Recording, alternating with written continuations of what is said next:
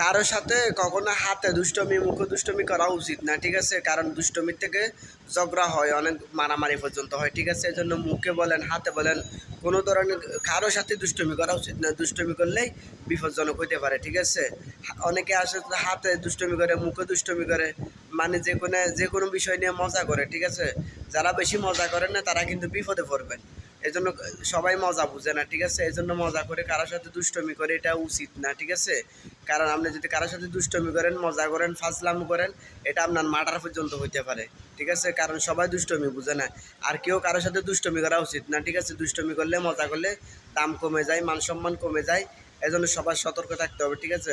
কারোর সাথে দুষ্টমি করা উচিত না। আপনি যদি দুষ্টমি করেন তাহলে আপনার মান সম্মান আপনি নিজে হারাবেন। এই জন্য কারোর সাথে দুষ্টমি ফাজলামো এগুলো করা উচিত না, ঠিক আছে? সবসময় সিরিয়াস থাকা ভালো, কারণ দুষ্টমি ফাজলামোর থেকেই অনেক বিপদ পর্যন্ত হইতে পারে। এজন্য কারো সাথে দুষ্টমি ফাজলামো থেকে বিরত থাকা উচিত, ঠিক আছে?